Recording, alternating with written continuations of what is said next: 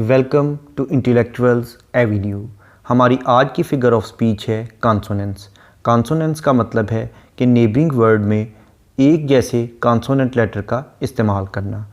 अब हम आते हैं इसकी डेफिनेशन की जानिब।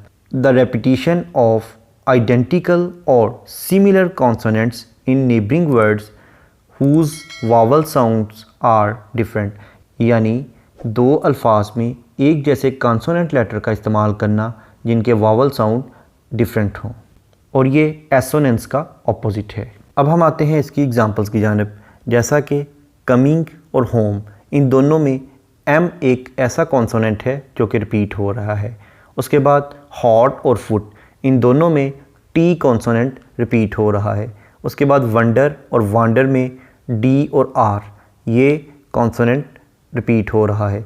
और अगर हम W को रिपीट करें तो ये एलिट्रेशन बन जाती है। नेक्स्ट है टिट टैट, इसमें जो टी कॉन्सोनेंट है ये रिपीट हो रहा है, तो इस तरह से ये कॉन्सोनेंट्स की एग्जांपल है। और अगर हम इन दोनों वर्ड्स के फर्स्ट टी को देखें तो तब ये एलिट्रेशन की एग्जांपल बनती है।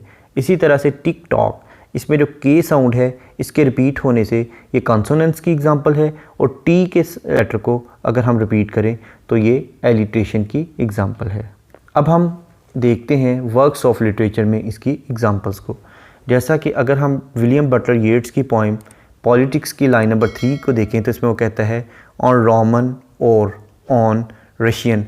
अब इसमें ऑन, रोमन, ऑन और रशियन, इन चारों वर्ड्स में एन लेटर जो है वो रिपीट हो रहा है, तो इस तरह से ये कॉन्सोनेंस है।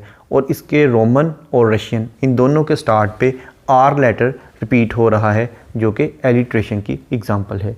इसके बाद अगर हम जॉन डन की poem go and catch a falling star की लाइन नंबर 22 को देखें तो इसमें वो कहता है दो at next door we might meet. अब अगर इसमें हम देखें एट, नेक्स्ट, माइट और मीट, इन चारों वर्ड्स में टी लेटर जो कि एक कॉन्सोनेंट है रिपीट हो रहा है। इस तरह से ये एक कॉन्सोनेंट्स की बहुत अच्छी एग्जांपल है।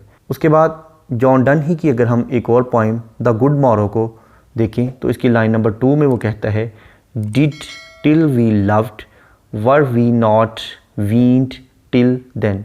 अगर हम इसमें डिड, लव्ड, वीन्ड, इन अल्फाज को देखें तो इनमें डी एक ऐसा कॉन्सोनेंट है जो कि रिपीट हो रहा है। नेक्स्ट अगर हम विलियम वर्ड्सवर्थ की पोइम डैफोडिल्स की लाइन नंबर 1 को देखें तो इसमें वो कहता है आई वांडर्ड लॉनली एज आ क्लाउड। वांडर्ड और क्लाउड, इस पे डी लेटर रिपीट हो रहा है, और लॉनली और क्लाउड, इसमें एल लेटर रिपीट हो रहा है। उसके बाद अगर हम कास्टिंग एंड गैदरिंग जो कि एक शीमस हीनी की फेमस पोइम है, इसकी लाइन नंबर 1 को देखें तो इसमें वो कहता है years and years ago these sounds took sides. अब इसमें ईयर्स, दीज और साइड्स, इन तीनों वर्ड्स में एस लेटर रिपीट हो रहा है, तो ये कॉन्सोनेंट्स की एक बहुत अच्छी एग्जांपल है। इस लेक्चर में जिन पॉइंट्स के रेफरेंस दिए गए हैं उन तमाम पॉइंट्स को डिटेल में समझने के लिए इसी चैनल की रेलिवेंट प्लेलिस्ट्स को विज़िट करें। इसके साथ साथ इन पॉइंट्स के लिंक्स डिस्क्रिप्शन में भी मौजूद हैं। Thank you for attending this lecture.